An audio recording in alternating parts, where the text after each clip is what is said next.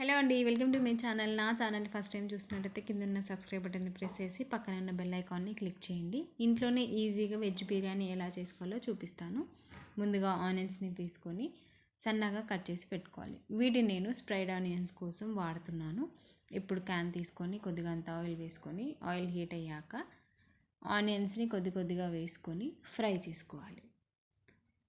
ఇలా లో ఫ్లేమ్లో పెట్టుకొని 10 నుంచి 15 నిమిషాల వరకు గోల్డెన్ బ్రౌన్ కలర్లోకి వచ్చేంత వరకు ఫ్రై చేసుకోవాలి.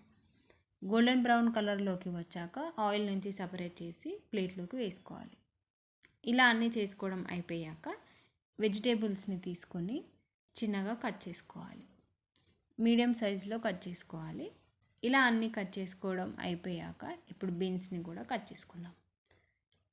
నేను ఇక్కడ carrot, potato, capsicum, beans, cauliflower, పచ్చి బఠానీ, కార్న్స్ని తీసుకున్నాను.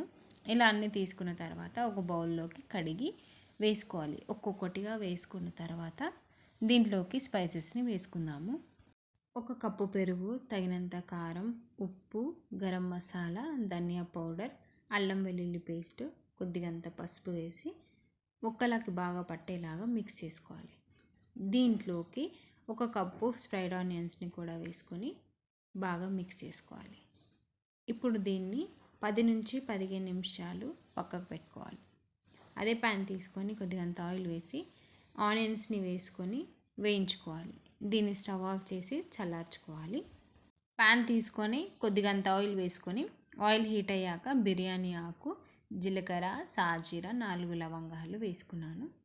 దాల్చిన చెక్కని వేయట్లేదు. పచ్చిమిర్చి, ఆనియన్స్ని కూడా వేసుకొని ఫ్రై చేసుకోవాలి.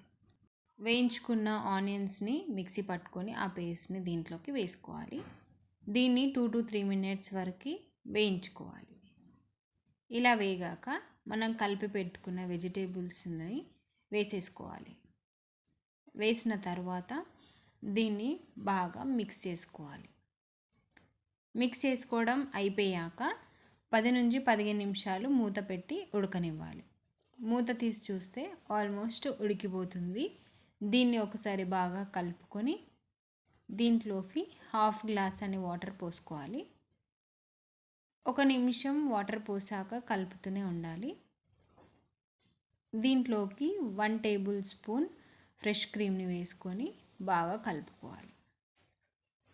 మరికొద్దిసేపు ఉడకనివ్వాలి. ఇది ఉడికేలోపు మనం రైస్ని రెడీ చేసుకుందాము. ఇప్పుడు ఒక బగోని తీసుకొని కొద్దిగంత ఆయిల్ వేసుకొని దాంట్లో జీలకర్ర, బిర్యానీ ఆకు, సాజీరా వేసుకొని ఎండుమిర్చి, కరివేపాకు, కొత్తిమీర వేసి ఫ్రై చేసుకోవాలి. ఇప్పుడు అల్లం వెల్లుల్లి పేస్టు, తగినన్ని వాటర్ పోసుకొని మసలనివ్వాలి. ఇది మసలేటప్పుడు మనం నానబెట్టి పెట్టుకున్న బియ్యంని కూడా తీసుకొని వేసుకోవాలి. ఇది ఉడుకుతుంది అనుకున్నప్పుడు 70% ఉడికాక దీన్ని స్టవ్ ఆఫ్ చేసి పక్కకు పెట్టుకోవాలి. ఇది ఆల్మోస్ట్ ఉడికిపోయింది. ఇప్పుడు దాంట్లోకి రైస్ని వేసుకొని కొద్దిగంత ఆనియన్స్, కొత్తిమీర వేసుకొని ఫ్రై చేసుకోవాలి. మళ్ళీ పైనుంచి రైస్ వేసి లాస్ట్ అండ్ ఫైనల్గా ఆనియన్స్, కొత్తిమీర వేసుకొని ఫుడ్ కలర్ కావాలి అనుకున్న వాళ్ళు వేసుకోండి. నెయ్యి కూడా వేసుకోవచ్చు, బాగుంటుంది.